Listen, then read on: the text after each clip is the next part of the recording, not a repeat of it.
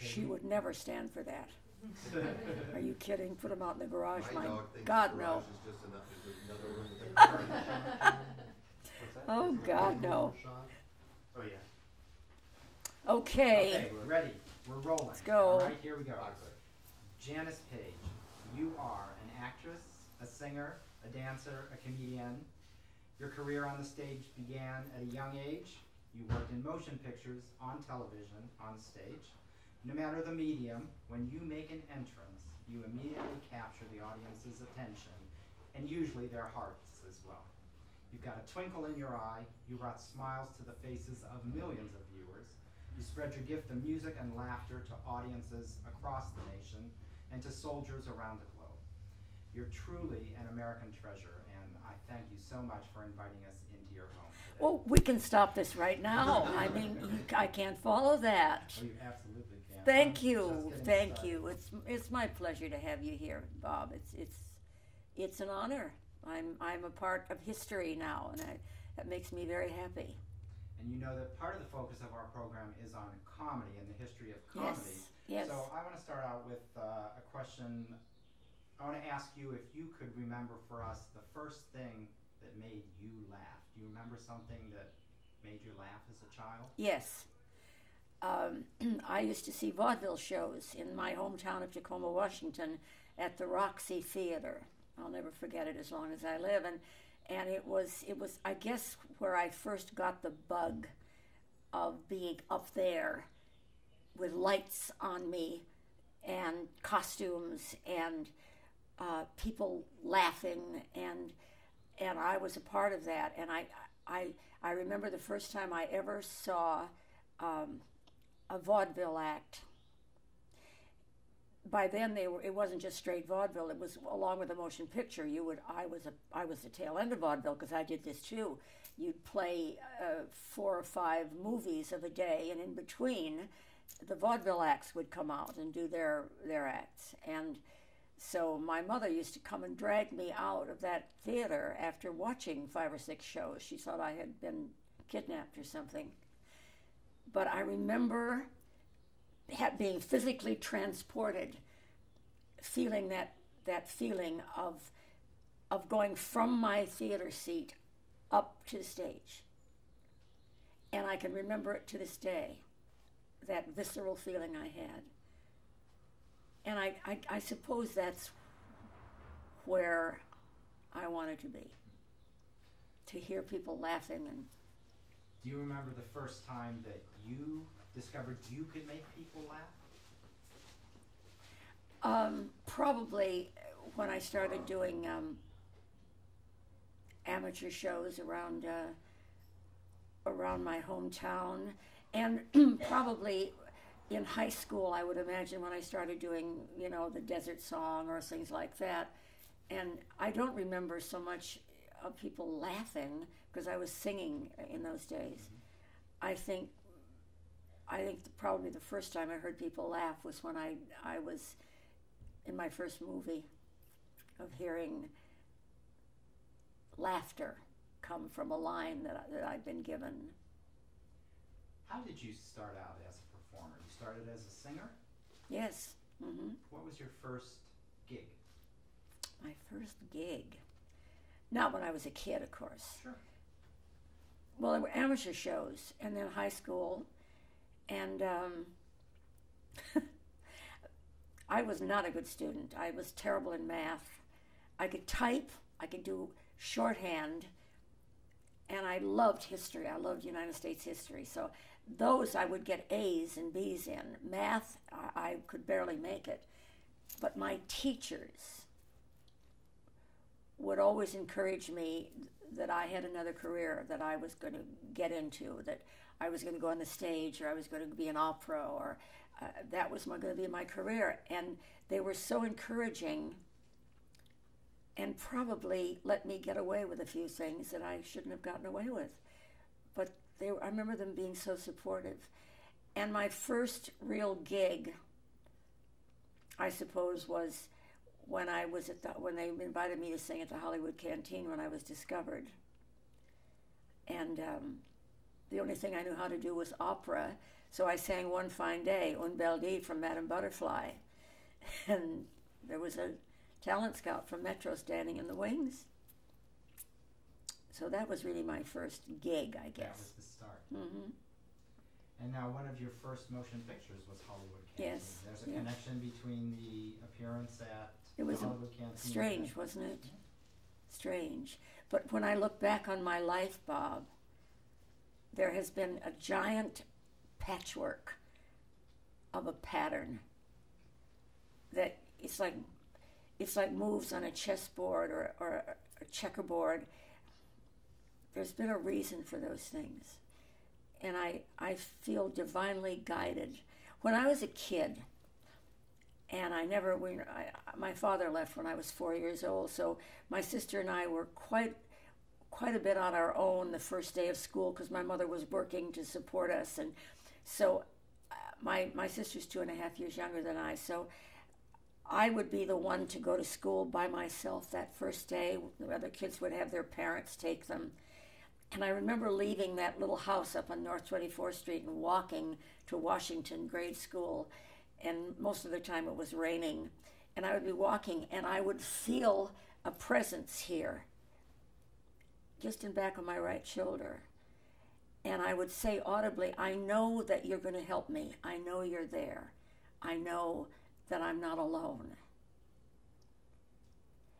And years later, when I went to work out at the Center for Health and Aging, being a counselor out there, one of the heads of the agency said, "That was your guardian angel."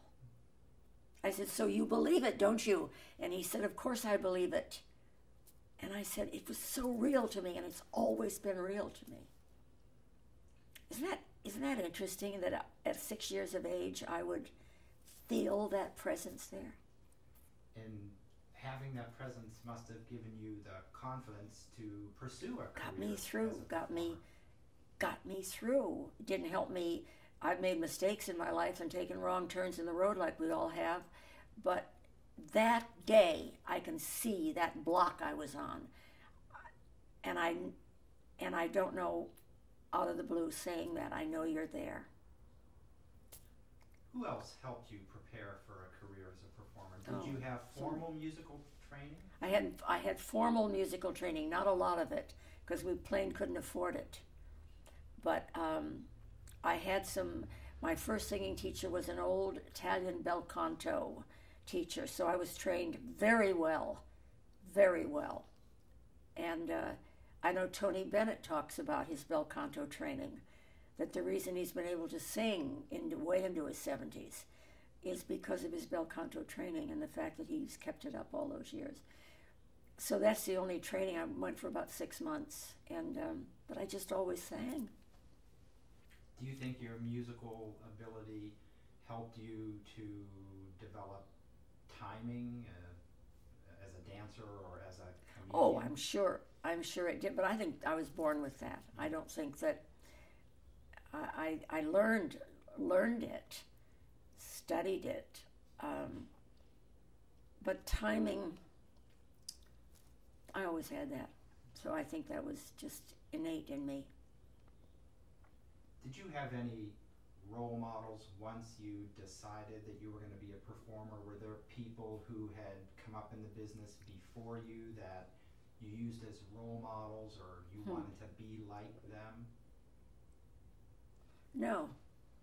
I can honestly say I can't remember.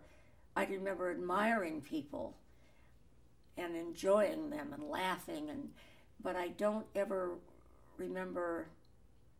I remember wishing I had some of those clothes, and looking like that, or something, or having that jewelry or something like that. But no, I don't ever remember wanting to be like somebody else. So just from the beginning, you were pretty much your own unique kind of voice performer. I didn't know it. You expressed what Yeah, was in you. but I didn't know it. It was just automatic. I mean, I didn't know that. We don't have the brains. We're not that smart at that age to know that. How old were you when you did the Hollywood Canteen? When you did your I first was professional- I was still When I did Hollywood Canteen, I was 20. And how soon after that did your film career take off in earnest? Oh, it really took off from Hollywood Canteen. I was a part of the golden age of motion pictures. I was a part of that incredible studio system that we have no more. I mean, the foundation of our profession was the studio system. Well, to be in your first motion picture with Betty Davis Can and you Joan imagine? Crawford, among Can you other imagine? people. What was that experience like? Can God. you tell us about a day Well, on the set? again, that was luck. The war was still on. We were winding down, but the war with Japan was still on. And so we were bumped off of planes to let soldiers go on. And there was a young actress called Angela Green who went before me at Hollywood Canteen. And I was at Metro for a year, and I did a picture called Bathing Beauty, and they didn't know what to do with me because they had every musical star in the world. What are they going to do with me? They let me go, and the day they let me go, my agent took me to see Sally Biano, who was the head of casting at Warner Brothers. We walked in, and Sally stood up and said, "Has anybody seen her for Hollywood Canteen?" And my agent said, "No, what's that?" And he said, "It's a picture we're filming it right now, and we need the leading lady opposite Dane Clark." They took me to the soundstage, and they brought over the director called Delmer Daves, most wonderful human being with a big, beautiful smile, and he came over and shook my hand, and I was this innocent kid. And Solly said, "What do you think about her?" And Delmer said, "I think she'll be fine." I got the job. Angela couldn't get home, and they couldn't hold up shooting. And that's how I got that job. Talk about being at the right place at the right time. Mm-hmm. That day that I lost my job at Metro, I was given this wonderful opportunity at Warner Brothers, and they were my family for 4.5 years. I was looking at a list of some of the films that you did in this early part of your career, and one caught my attention because of a couple of the people who were involved in it. It was called Her Kind of Man. Yes. It was directed by Fred de Cordova. Yes, it was. And it was. What did Sheldon Leonard have to do with that movie? He played a gangster. Really? That's all he did. Sheldon Leonard was the greatest gangster in the world in those days. That's all he ever did. He was a mobster. And when I did my television series out here, Sheldon Leonard was the director and co-producer on it. Right, that's where I know his name from. The Yeah, Sheldon Leonard yeah. and Thomas production. Yeah, that's right. Was that representative of the kind of film that you did in your first 4 or 5 years with movies? No, I did. Well, maybe you're right, Bob. Let me think back. I did Hollywood Canteen, and I did Time, the Place, and the Girl, Romance on the High Seas, and interspersed were those wonderful movies with Jack Carson and Dennis Morgan, comedies. One Sunday Afternoon. I really did musicals for the most part in those early years, because those were all musicals. And then at one point, you stopped making pictures and you went to New York to be on the stage. Well, I mean, I didn't have a choice. I had to earn a living. I mean, when Warner Brothers let me go, and I remember Jack Warner saying, "I don't want to lose you, but I don't know what to do with you. I don't know where to put you. You're not the traditional leading lady. I've got Jane Wyman, I've got Ann Sheridan, I've got," and he named out these names. And all of a sudden, I didn't have a job. It was like being cut off from a family that I had known at the most important part of my life. I didn't know what to do, but what they did and had done for me, they had given me this incredible name all over the world. I was on every motion picture cover all over the world. And I didn't realize, but I had this reputation and ability. They'd given me dancing lessons, they'd given me singing lessons, they had taught me how to dress, and then given me this incredible public relations job. So people wanted to hire me. So I went out, and that was when I got in the tail end of vaudeville. doing 4 and 5, and at the Paramount and Capitol in New York doing 6 a day. You'd get there at 10 o'clock in the morning, do a show, wait for the motion picture to be over, dress again, get out and do another show, and you never got out of the theater all day. But that was the greatest. I worked with the greatest people on their way out, people who would one day die in my time because they were just too old. Nobody wanted them anymore, but they taught me how to take a bow. And I think that's where I learned my sense of timing and how to be a straight woman, because I got out and worked with some of those people. Do you remember the names of some of those vaudeville performers that you shared? Gene Sheldon would walk out with a funny little clown hat. One of my clown paintings looks just like Gene Sheldon back there. And he played the banjo. And his leg would go like this. It was the most wonderful, never said a word on stage. And he would walk out, and he was so famous. And backstage, I would say, Gene, would you play this? When he played the banjo, he was brilliant, and he could play anything on the banjo. But that banjo was part of that comedy act. And I think that watching those people in the wings, as I did show after show after show after show, and got to know them, and they were willing to share this stuff. I could ask them questions. I'd say, what does milking mean? What does milking a laugh mean? When you take a bow, I notice you leave your hand on the proscenium arch. He said, well, that's how I get myself brought back, because I'm not through, and my body's gone, but my hand's out there. So they're not going to stop clapping until my hand goes. And you don't realize how much you absorb of those tricks of the trade. People who survived from these tricks. Because if they were a hit, they got the Orpheum circuit. But if they didn't know these tricks about getting bows and having the audience bring them back for bow after bow after bow, where are they going to go? So I think that's probably, if there was a place I learned, Jack Carson taught me how to do a double and triple take. Well, today, if I ever did a double and triple take on television, they'd think I was out of my mind because it would be so broad. But when you realize that they were up on that stage and you had to reach the top of the last row of the balcony, when you did a double take, you did it broad. But it had to be truthful. Always the truth. Comedy has to always be based on the truth, an enlargement of the truth. The audience always figures you out. Always. How did this vaudeville turn lead to Remains to Be Seen? Well, that was just a sort of, it died. I think I did my last, I started in 49 in New York at the Strand, and I worked through 54 was the last time I was Washington, D.C., the last time I did vaudeville. So you were on the circuit. You didn't just work in New York? I wasn't on a traditional, oh no, I did, oh my God, you would not believe the places I played. Wheeling, West Virginia, the theater hadn't been open for 6 months. Not open for 6 months, and it was freezing cold in the dead of winter, and a river ran right down alongside the theater dressing rooms. And they opened the door, and they had tried to clean it up. Believe me, they didn't do a very good job, and a huge rat ran right across my foot.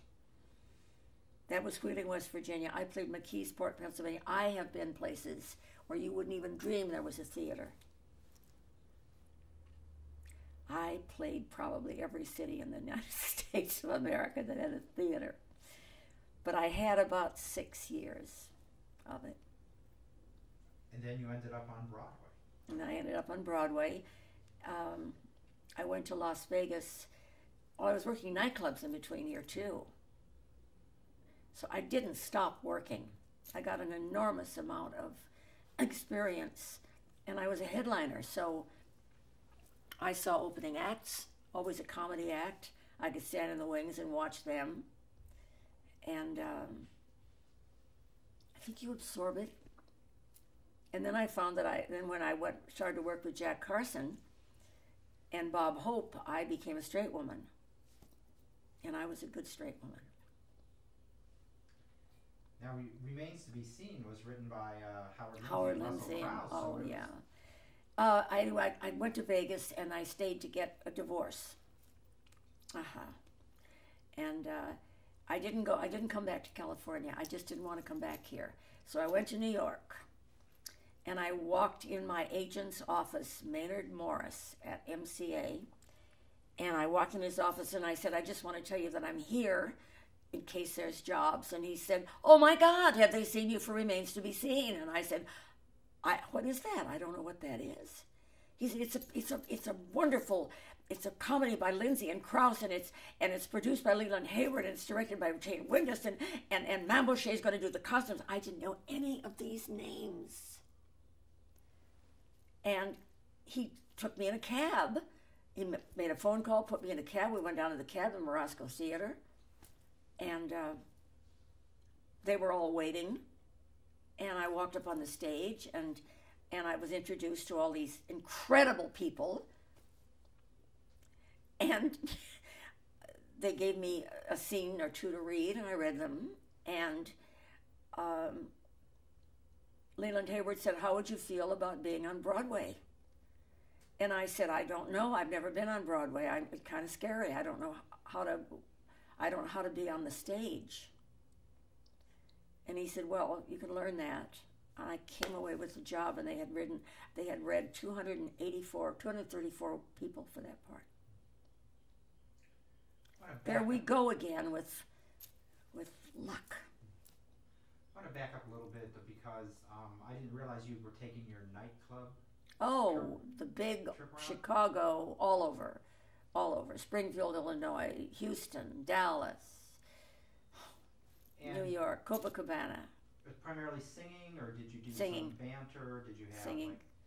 I always talked. I never could keep my mouth shut up there. You know, it's what evolved in my cabaret act, because the audience sparks you to different thoughts and different ideas, and when you start to get your sea legs in clubs, you start to be courageous, and you get a little more courage, and then you get your first laugh, and then you begin to find out that, gee, yeah, that worked.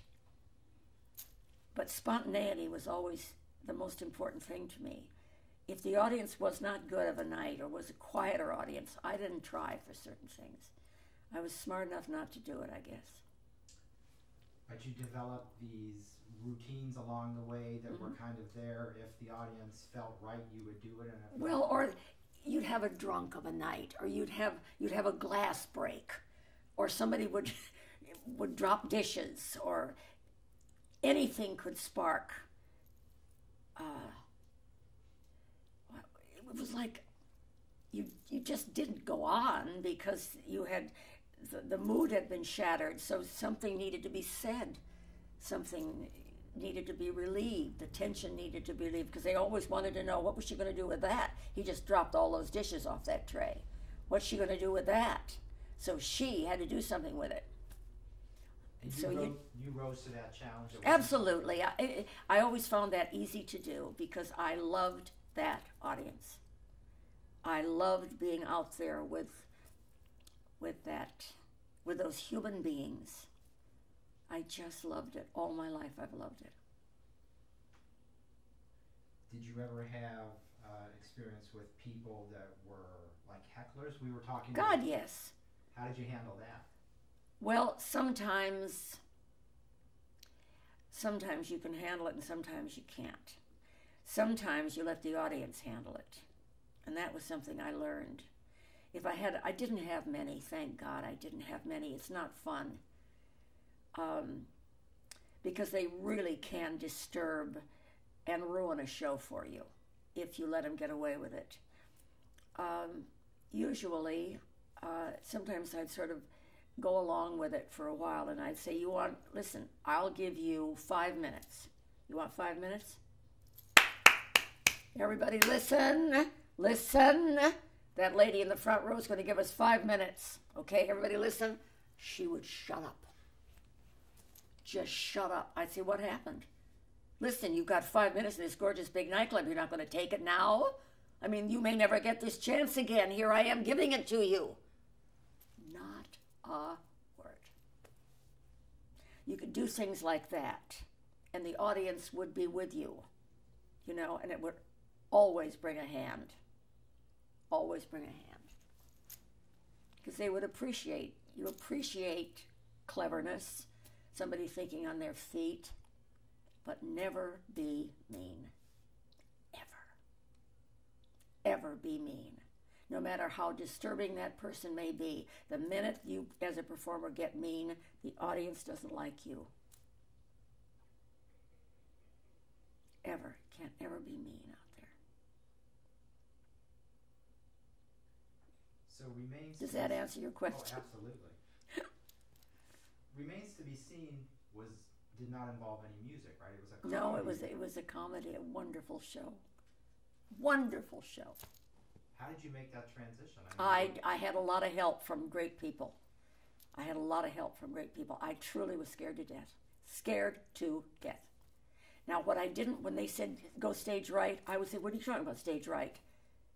Never realizing that I had been in a proscenium arch for years, but never realized that there was a stage right or a stage left. If a certain vaudeville act came on from that place, I entered from stage left. If they came on stage left, I entered from stage right. You know, I didn't have anybody to educate me. Truly, I didn't. And one night, I had to strip down to my panties and bra in Remains to be Seen. This had not been done outside of burlesque on Broadway. And I had to really do it on stage. And I became so terrified. The closer I got to rehearsing that scene, the closer we got to opening, the more terrified I got. And at one night at 3 o'clock in the morning, I couldn't sleep, and I called my manager. And I said, Ruthie, you got to call Pertained. You got to, I cannot do that scene. I can't do it. I just can't do it. If they want to get somebody else, fine, but I can't do it. At 4 o'clock in the morning, he was at my door, my little apartment on West 55th Street, in his pajamas and robe and slippers. He had taken a cab and sat and held my hand and promised me that if I wasn't comfortable in 3 weeks, I would never have to do that scene. I said, okay, all right, but you promise. I was crying. By the time we got at the end of 3 weeks, I was just taking my clothes off with aplomb, with no embarrassment whatsoever, because he understood. And when it became a part of the character, because I played a band singer who undressed in front of 1 million guys on a bus, the minute he talked character to me, then it clicked. Then I could do it as Jody. I couldn't do it as Janis, but I could do it as Jody Revere. And that was a big lesson to me, to never lose that character. No matter what you're doing, don't lose it, because the audience will spot it. And I never had heckling. All the time I did that show, I never had one heckler. I never had one laugh that wasn't worthy or wasn't right. I didn't have any embarrassed laughs, because I was in that character. And I learned a big lesson from him.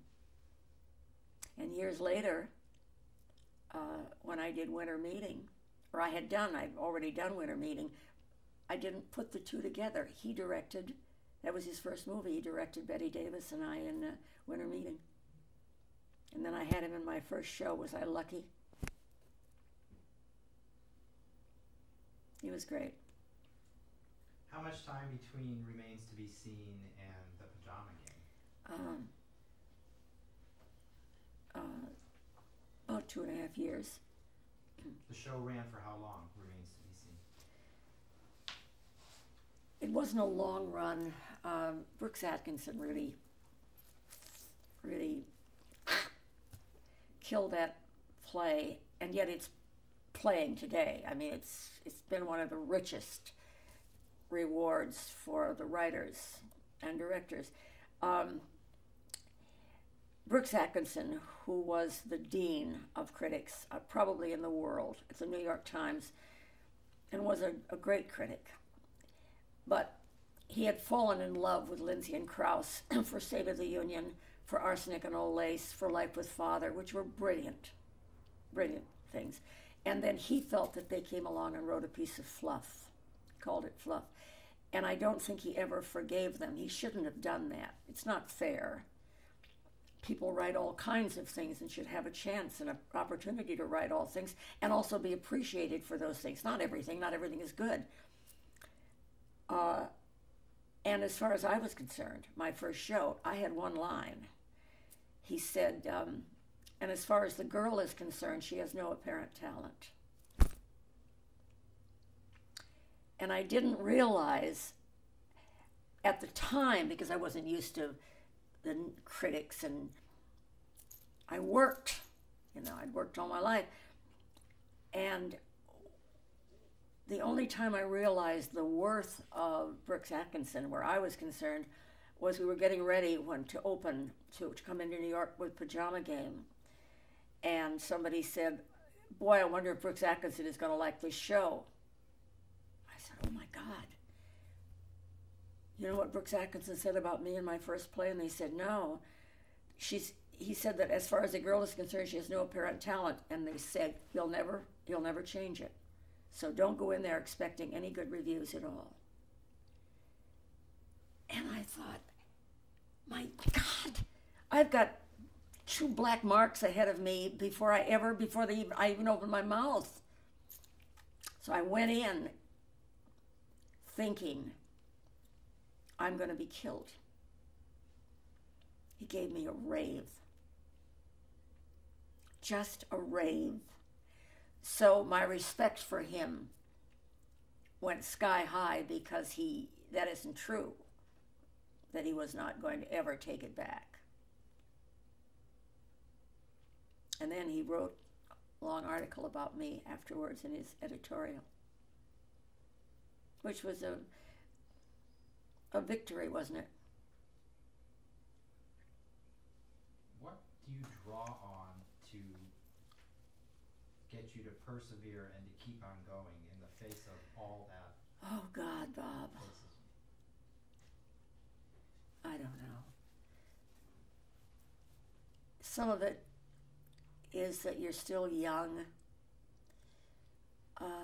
Some of it comes from your soul, from God. I believe that very, very sincerely. Some of it comes from just saying, you're not going to do that to me. You may think that, but that's not who I am. So you get the juices going again. You lick your wounds and you go on with it. It's not always easy. Believe me, it isn't. Sometimes you have to drag yourself out of a deep depression to start again. Because it hurts. It hurts. Rejection hurts. Abandonment hurts. Those are hurtful things. But we all have it. It's just that ours in this business is done publicly. Usually everybody knows it, especially today. Everybody knows everything about you. When that show opened and that review came out there, you must have felt it was on top of the world. Wonderful. Well, that opening night of Pajama Game, I don't think there's ever been anything like it. I mean, everything was just, they wouldn't let us off the stage. We had to come back and take bows, and most of the time we had to come back and do the song again. It's unheard of in a straight musical like that. People loved that show so. Did it change on the road, when you were trying it out in Boston? Was there anything did it get better, or did you know from the start it was going to be? No, we never thought it was going to be nobody ever thought, a story about a pajama factory, who's going to care? That was the attitude. They had a terrible time getting their money up. But George Abbott was so smart and such a wise man in the theater. He cast it correctly. He knew what he had, and he had a brilliant little book by that man from Iowa who wrote 7.5 Cents. There were changes. Sure, he let some people go. He put it, when Carol Haney was found to be such a smash and so brilliant, he took a role, he cut one role and made 2 roles in one, so that Carol wouldn't have not just a dance number, that she would be able to do Poopsie too. So there were those changes made. But I think our last night in Boston, our closing night in Boston, was when everybody felt the key kind of turn in the lock, when everything kind of gelled. And we felt better about things. Out-of-town stuff is very hard. It's painful. Once you got to Broadway, how long did that show run? Well, I was in it for 1 year and 4 months, and it went on. I think Julie Wilson, Fran Warren did it. Everybody's done it. But I left to do my series. Tell me about that series. Well, it was called It's Always Jan. We did it for Desilu. Danny Thomas had 50% of it. Danny had great belief in me.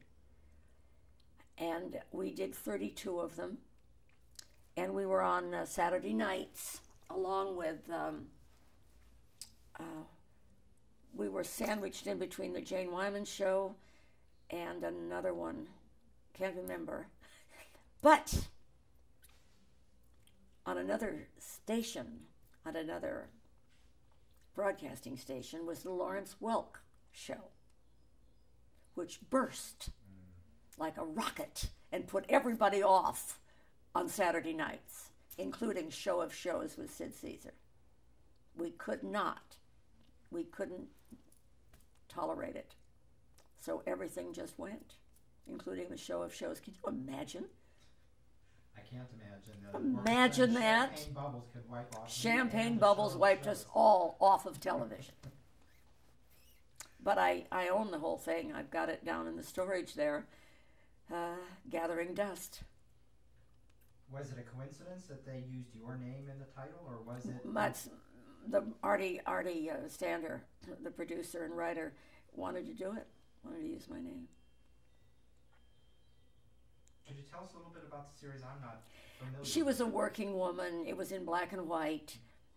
She was a working woman who was trying to get a career going, and she sang, and she worked in this little nightclub. And Sidney Miller was her agent, wonderful Sidney Miller. There was a song in every show. Sounds to me like it was based on you.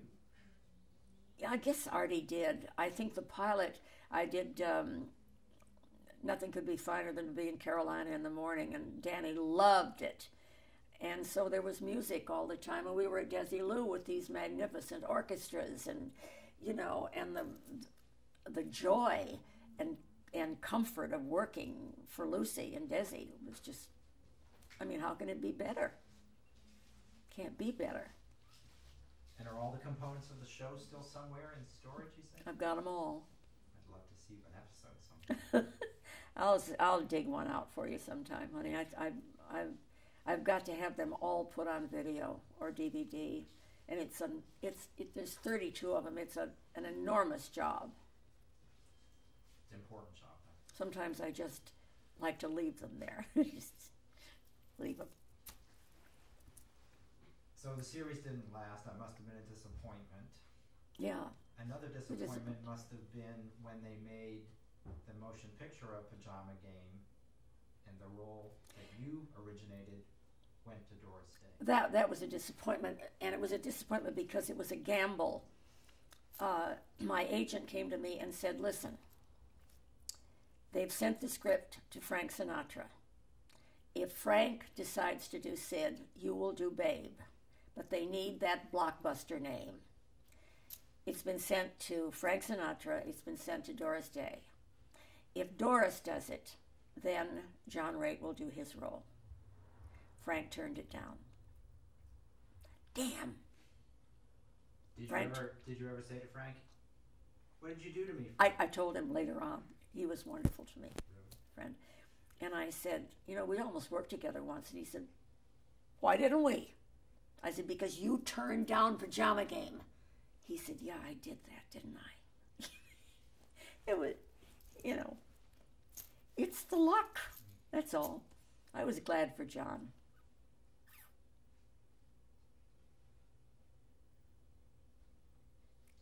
So about this time, you were getting ready to work on Silk Stockings with Fred Astaire. You know, that was another lucky thing. That was just being in the right place at the right time.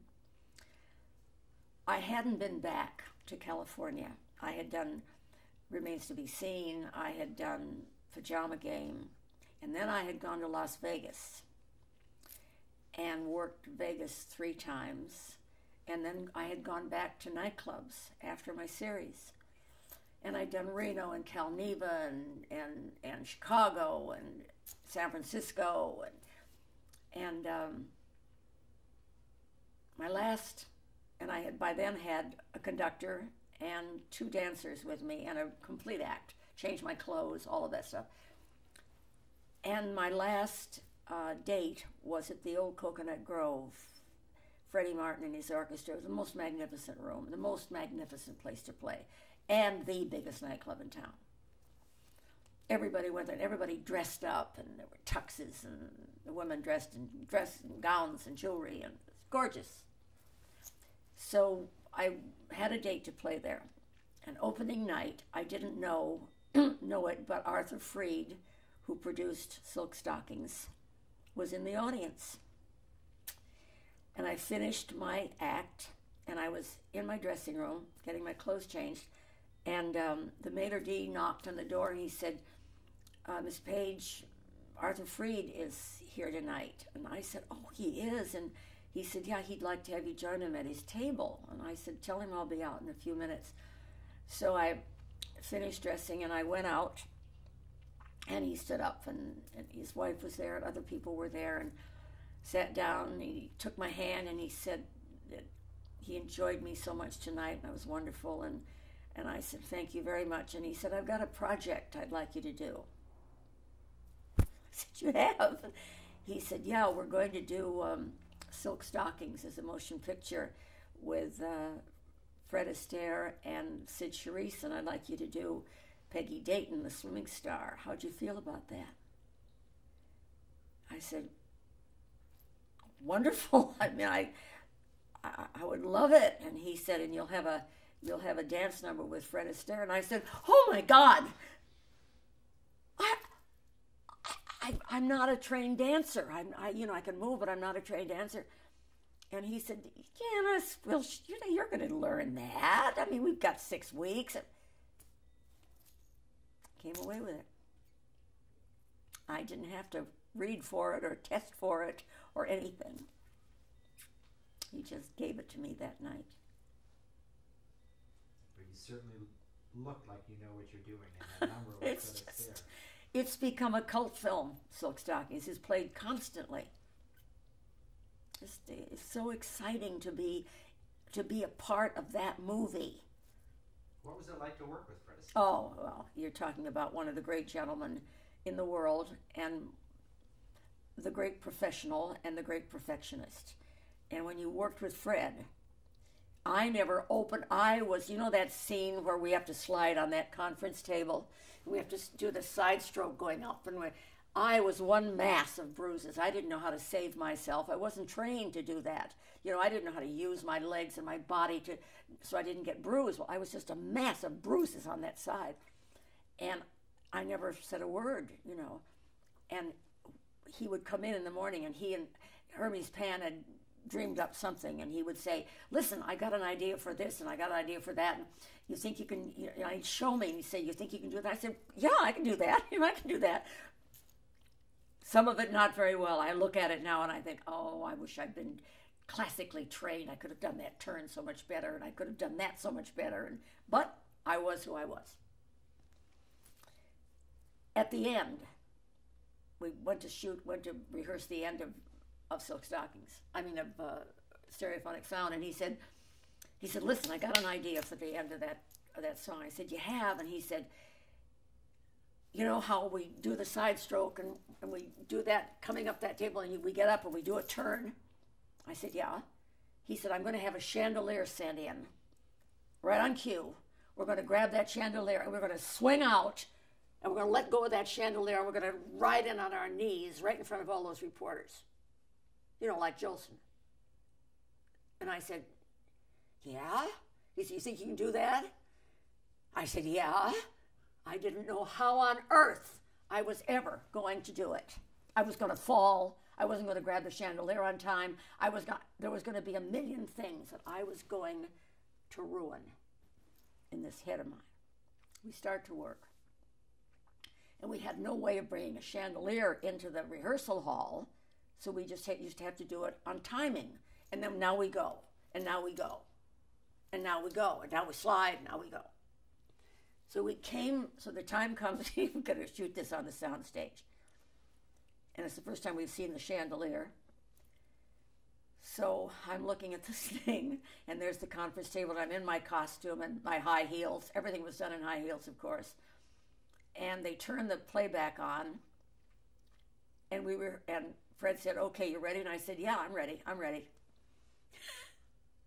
Oh, the memories come back to me today. I can remember exactly how I felt and how scared I was. So we do the side stroke up that table and we stand up.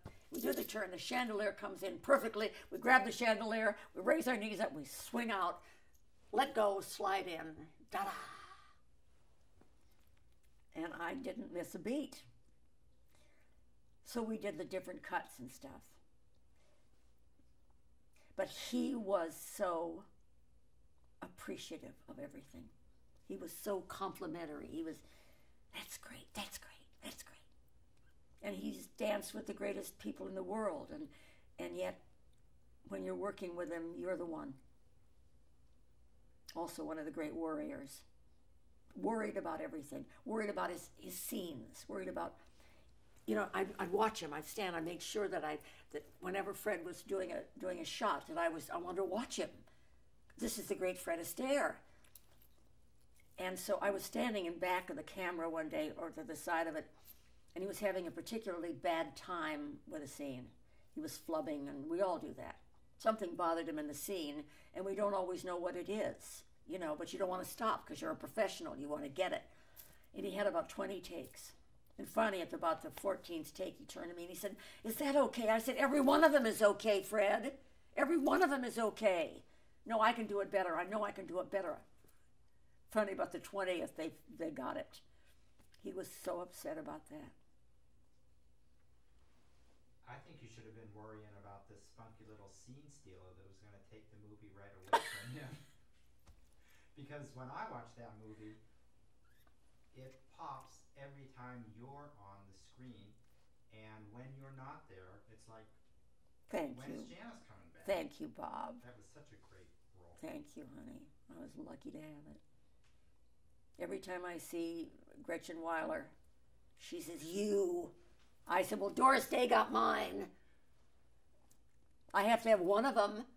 June Allison got Remains to be Seen. Don't complain to me about me getting Silk Stockings. But it's true. You want to recreate that up there on the screen for all the world to see for a long time. Because we can't recreate it on Broadway. They didn't have video and television, you know. So it's gone.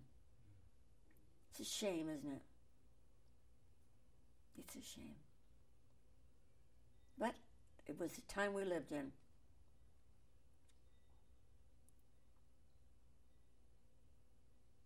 The next big role that you had in the motion pictures was in Please Don't Eat the Daisies, right? Yeah. With Doris. Yeah. Were you and Doris friends? Well, I knew Doris, but, you know, everybody always thinks that everybody knows everybody in your profession. We don't.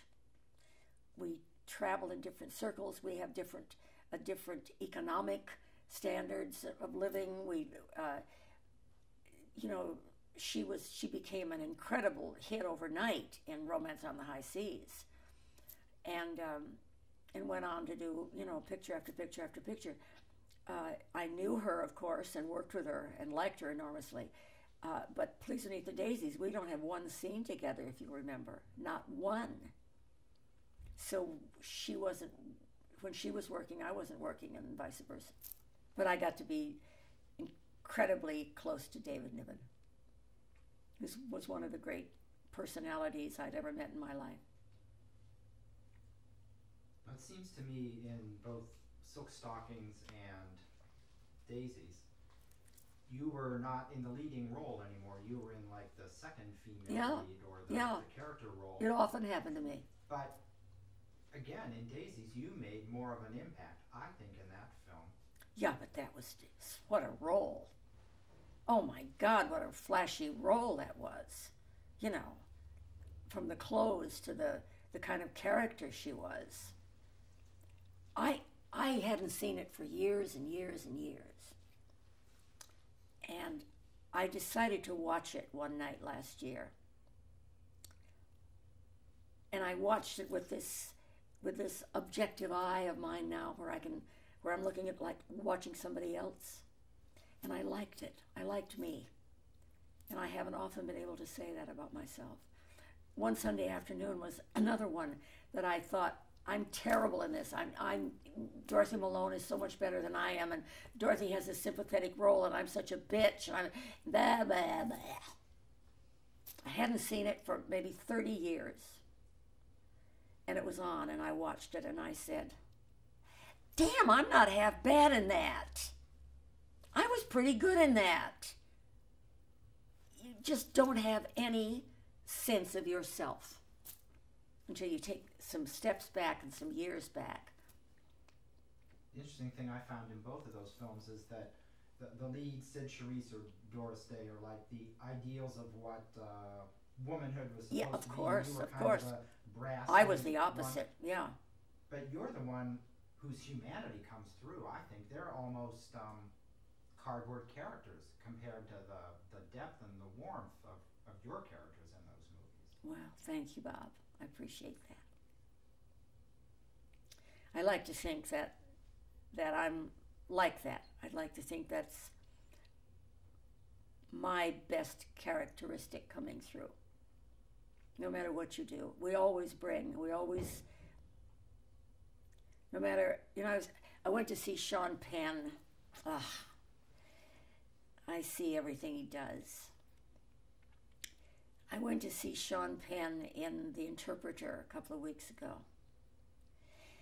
And when you watch Sean Penn work and you see how transparent that inner person is from that outer person, he's so close to his emotions and to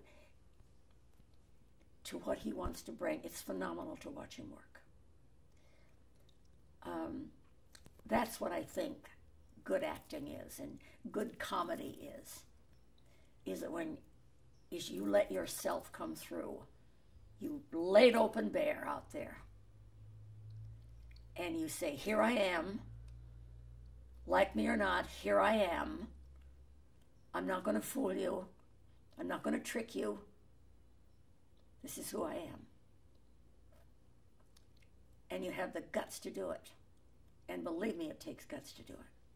Oh, it must, because what if you put yourself out there and then they don't like it? Well, you don't do it for a long time. I was out there because I had those wonderful showy roles that allowed me to express myself in a way that maybe some people couldn't express, and maybe I wouldn't have been able to express in other roles. I had these wonderful, showy, blousy roles that didn't limit me.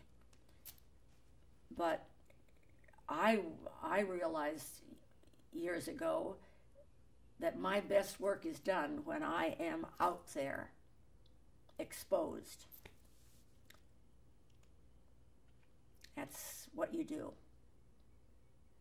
And people understand it. And when they can crawl in somewhere in you and take a piece of you with them, which is what we're all about, it's unforgettable. I remember seeing one of my favorite actors, Peter O'Toole, in Pygmalion about 10, 12 years ago. I sat third row center, and I would have done anything to get those seats. There he is in person on that stage in front of me. And I wondered what did he do that made me feel like he was talking only to me, like he was doing this show only for me. And I realized that he lets you in. I'm going to do this now. I'm going to show you how this is done now. And he catches you, and it isn't on purpose. It's just a way he has of working. Something he has that happens that I find absolutely fascinating. All actors and actresses don't have it. But Sean Penn has it. Gene Hackman has it. Gene Hackman has it, and, he's limitless. Limitless what he does. I met him once when I was doing the final year of Trapper John. And he came on the set to see Pernell Roberts, and I almost died. There he was. There's Scarecrow. There's everything I've ever seen. Just walked in. And I was introduced to him, and I stumbled, and he kind of giggled, that funny laugh he's got, and I said, I'm tongue-tied in front of you, Gene. I'm just absolutely tongue-tied. He said, oh, come on now. I said, no, I'm tongue-tied in front of you. I want to know how you did the Scarecrow. He said, you mean you saw it? You're the only one who saw it. I said, I not only have seen it, I've seen it maybe 15 times. How did you do the Scarecrow? I said, how do you do what you do? And he laughed. He said, I just do it. I just do it. And sometimes it's that simple. You just do it. He's the best. And he is one of the few who's aged into, he's never stopped working. He has gone because he doesn't worry about himself. He doesn't worry about how he looks. Maybe he worries in the bedroom in the morning or in the makeup room in the morning, but he doesn't worry when he's out in front of that camera. He is who he is at that moment. And that's where I want to be. That's who I want to be, where I want to be. You created a string of interesting characters on television sitcoms. Yeah, that was lucky. You did Denise on the All in the Family, the woman that Archie Bunker had an affair with. Oh, was I not lucky? Was I not lucky to have those, to work with that heavenly man and that heavenly company? There was another lucky. They called me in for a script of a school teacher.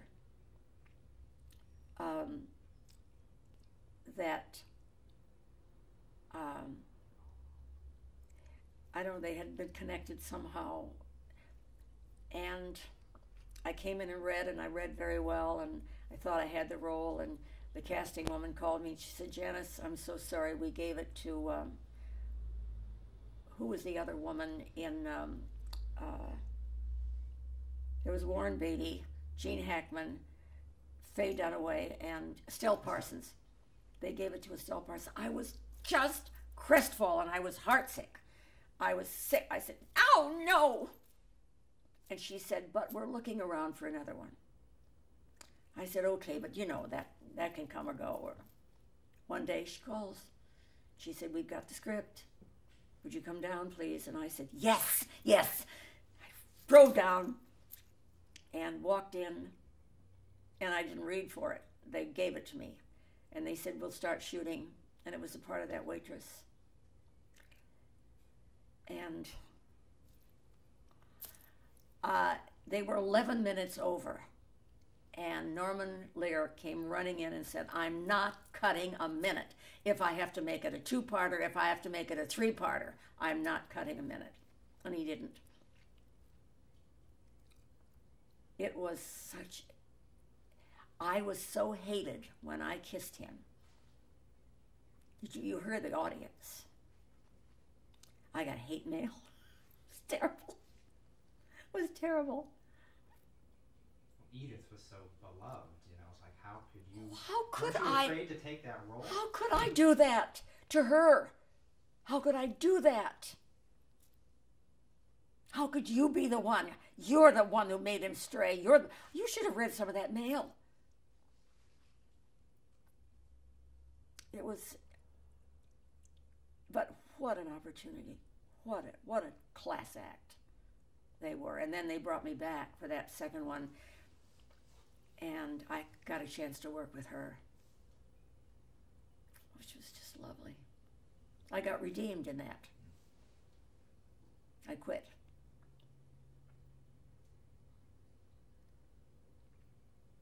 You were also played an episode in the Mary Tyler Moore Show. I did. Did you have something to do with Ed Asner? Was that I didn't see the program, but what was that character about on the Mary Tyler Moore Show? Well, I don't honestly remember that so much. It's funny, I don't have a memory. I remember doing it and loving it and watching Betty White and all those fabulous characters in Mary, but I'm not as familiar with that character as I was some of the others. You had a role on Happy Days, didn't you? Yes, I played supposedly Fonzie's mother. That was fun. That was crazy. Did you have to read for that one, or did No. they just know they wanted you? No. It's only in the last 10 years I've had to go and audition. I don't blame them because everything's done by committee today. So, who knows? Janis, you were Denise on All in the Family. Mm-hmm. Fonzie's mother. This character on the Mary Tyler Moore Show. Is there a common thread? Oh, there was Alice. It was on Alice too. Oh, on Alice. Yeah, that was wonderful. Is there a common what, Bob? Thread between common all these thread? characters? No. No, I think they want comedy. They want somebody who can deliver a line and who knows timing. And so I'm hired for that, always hired for that. But my first soap, which was Capital, the producer came to me and said, listen, we're going off and we've been dropped. We only have 3 months left. But I have a wonderful role, and I wonder if you'd be interested in playing a catatonic. And I said, yes! Yes! There's no challenge you won't step up to, is there? Well, I don't get a chance. Hull Bartlett in The Caretakers gave me my first dramatic role. Well, no, my first dramatic role was Edmund Goulding in Of Human Bondage. You want to hear that story? Talk about luck. I was dressed in those days, in the 40s, Warner Brothers dressed their messenger girls and messenger boys in that beautiful celadon green, which was the color of Warner Brothers, still is today. Celadon green jackets, and the girls wore skirts and the boys naturally wore trousers. And in Hollywood Canteen, I had my costume on because I played a messenger girl in Hollywood Canteen. And I had my costume on, and I was coming back from lunch. And I came back from the green room, and I came back, and alongside on the sidewalk was the director's building, big, long building. And so as I'm walking along to go back to the soundstage, I hear on the window. And I looked around, and I couldn't see anybody. And I thought, well, that's not for me. When I started up again, I heard this same knocking, frantic knocking again. And I turned around, there's this elderly white-haired man going like this at me through the window. Go around through that door and come in. And I thought, I said, me? He said, yes, yes. I thought, well, I wouldn't want to be late for the set. And so he said, come on, come. So I went through the door. I thought, who is this? So he already had the door open. And I said, I don't know. I said, I don't know who you are, but I only have an hour for lunch, and he said, well, you're a messenger, aren't you? I said, no, I'm in a movie. I'm in Hollywood Canteen. This is my costume. He said, oh, I didn't know that. Let me make a phone call. He said, what soundstage do you on? And I told him, and he picked up the phone. I did not know who this man was. Had an English accent, and so he made a phone call, and he said, we've got 15 minutes. And I said, what's this all about? He said, I am directing a picture called Of Human Bondage. Do you remember that picture? And I said, vaguely, it was with Betty Davis, wasn't it? He said, that's right, we're doing the remake with Eleanor Parker and Paul Henreid, and I want you to play the young girl in it.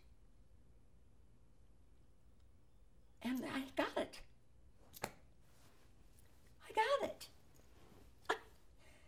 It's strange, isn't it? Was that the role that Betty Davis had in the original? No. Betty Davis had the Eleanor Parker role. She was the daughter of the, I think her father had a home where Henry lived, something. I haven't seen the movie for so long, I've kind of forgotten it now. You've stepped into some roles that were created or occupied by some pretty stellar names. You took over for Angela Lansbury. Yeah, Maine. Yeah, And you played opposite B. Arthur. Was she still No, in the show? no, B. Angie took her company and brought them to Los Angeles to play out here for that run.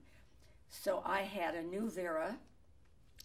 I had two Veras, as a matter of fact. First Vera, they let go, and then I got Annie Francine, who was heaven. She was one of Angela's Veras, and then Helen Gallagher played Gooch, and I just had this wonderful company of people. Just, a few of the originals came back after they finished with Angie, but for the most part, I had my own company. Great role. How many years how long did you do Season. And did you tour around with them? No, I did not. Yeah, well, I did.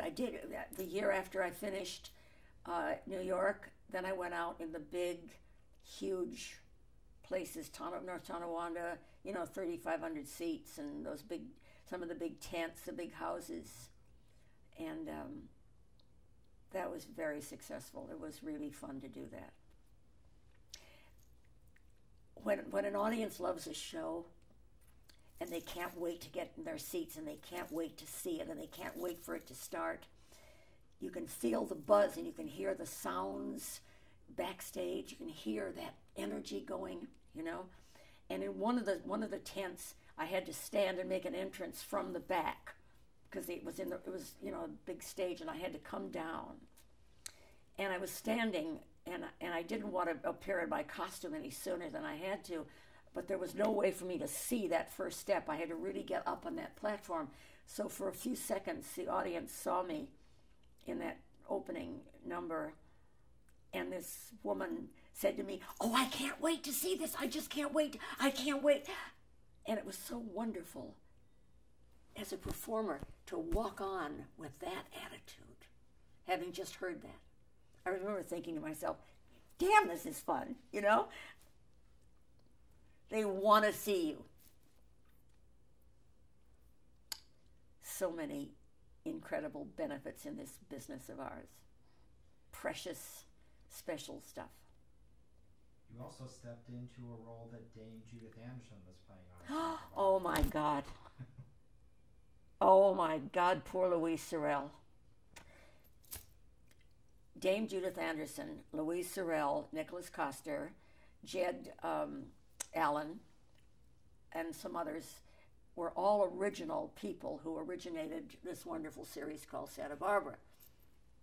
And Dame Judith Anderson died, unfortunately, and she was a very, very dear friend of Louise Sorel's. And they worked together, and she was wonderful on the show. Well, they had to find a replacement. So the man who put me in Capitol called me one day and said, "We want to bring back Minx Lockridge." I said, who's that? And she said, I didn't really know the show that well. Because I worked, during the day, and I didn't watch soaps. And he said, that was the role that was originated by Dame Judith Anderson. And I said, oh my God, they're going to hate me. They're going to hate me. He said, no, they're not. They're not.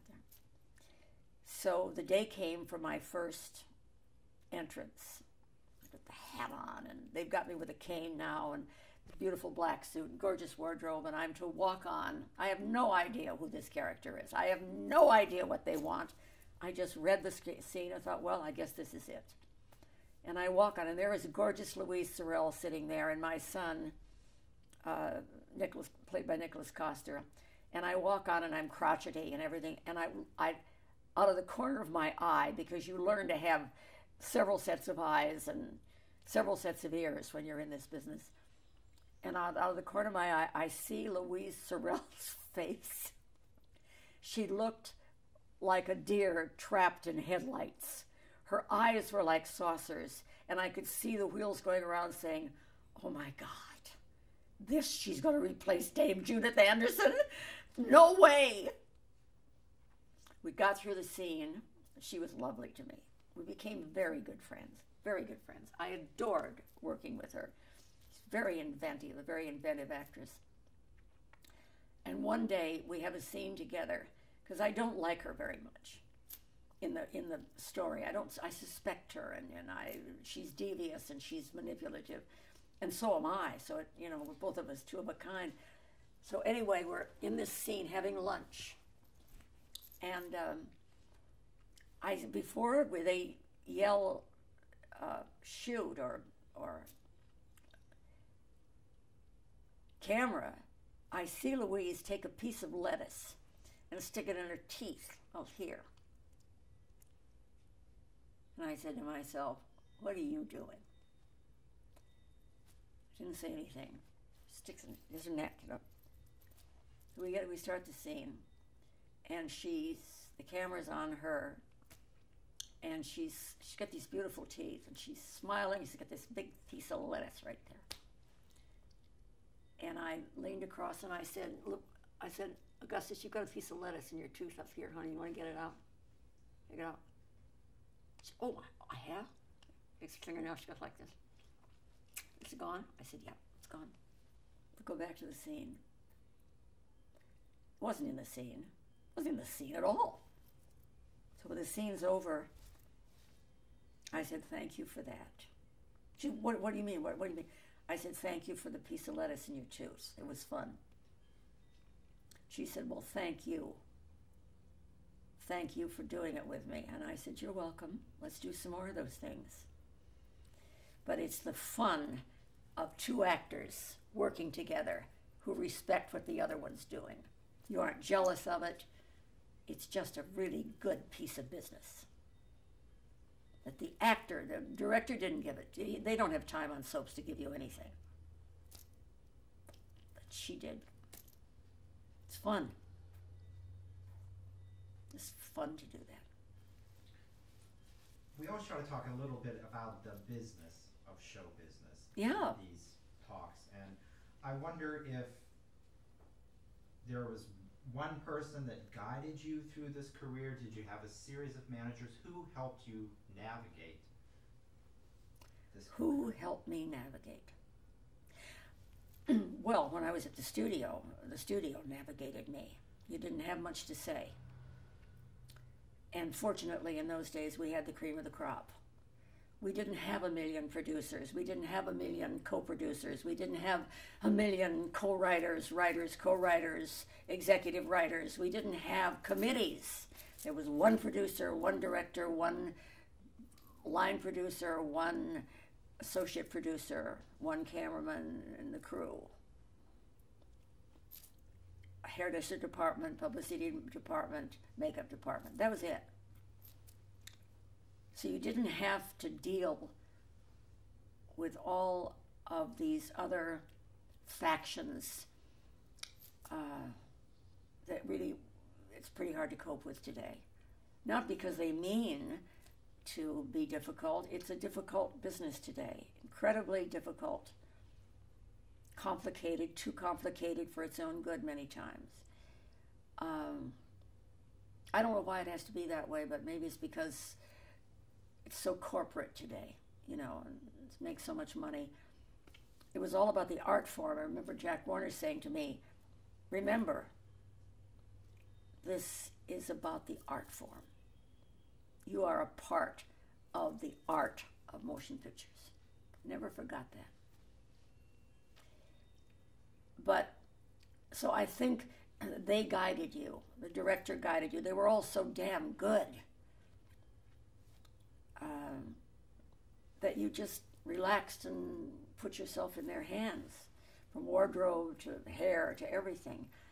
I think when I got out of the studio system, a manager, I had a very good manager called Ruth Ahrens, who has been gone many years.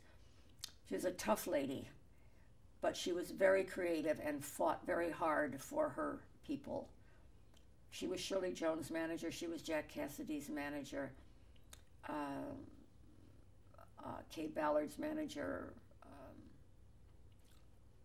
She didn't have a lot of people, but I think in those beginning years on Broadway, it was really Ruthie that guided my career. She didn't interfere with my performing, but she guided my career.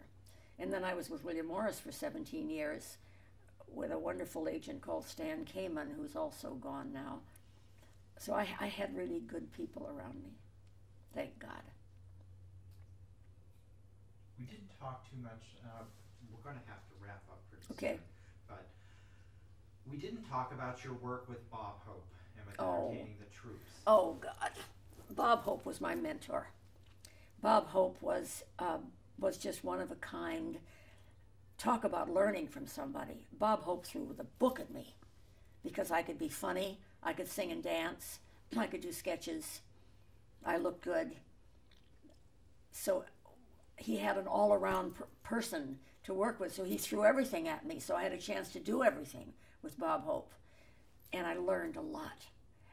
And also being a straight woman with Bob was very important. You had to be a good straight woman. You had to be funny, but you had to know what you're doing. And I saw parts of this world I never would have seen without Bob. I had experiences I never would have had without Bob. You know, I can't even begin to tell you what an important part of my life he was. How brilliant he was. Do you think that experience of entertaining the troops indicates that there's a greater power of comedy than simply entertaining, that when you're entertaining the troops in a way you're lightening the load of people God, yes. who have a You burden? can't believe what they say to you.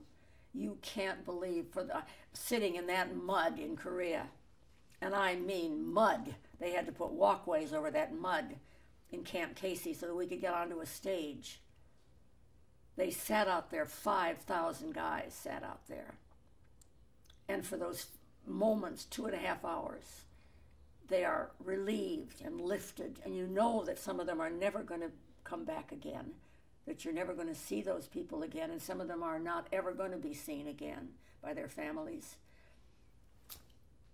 And there's so much stuff that comes into you from them, from the audience. It just comes in, constantly comes in. Thank you, thank you, thank you, thank you.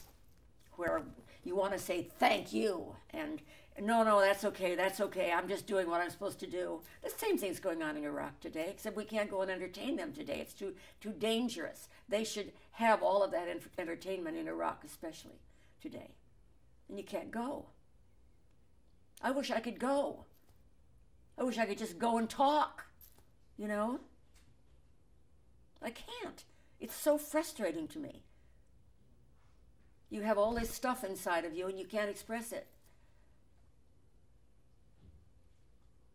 I love this business. I love being an American. That's my greatest achievement, was being born in this country and being an American and having this country and the benefits that this country gives me and gave me. I just feel so lucky. From the whole arc of your career, what do you think you'll be remembered for? For touching people. I have many people who come and say, I'll never forget you. I'll never forget you when. I'll never forget you. My husband will never forget you. I'll never forget you. When people say, I'll never forget you, and it's been 25, 30 years, 40 years, I still watch that movie. I saw you when you were in San Francisco. I saw you on Broadway. I saw you in Pajama King. My job is to touch people, because they've touched me over and over and over again. My job is to touch people. Touch that part of them that doesn't disappear. That's our job. That's what makes it all worthwhile. It's that giving back, because we have been given much, and just to give it back. It's not all about us. It's about what we are given to do. Larry Moss, the great acting teacher Larry Moss, said, when you go on an interview and you're an actor, it's not about the job. It's about the privilege of acting. It's a privilege. Going on an interview is a privilege. If you don't come away from the job, you have had the privilege of working in front of somebody and acting. It's a privilege. And I've never heard it put better. And it brings it right down to rock bottom about what it's all about. We've been given a talent. Well, I don't know where it comes from. We've been given a talent, and if you're allowed to express it, you express it with that feeling. It's, I'm privileged. That's all I've got to say on it. Thank you so much for reaching out and touching us today. Oh, I will never thank you. forget I've this. enjoyed it enormously. Thank you for the opportunity to let me expound on things I haven't been able to talk about many times.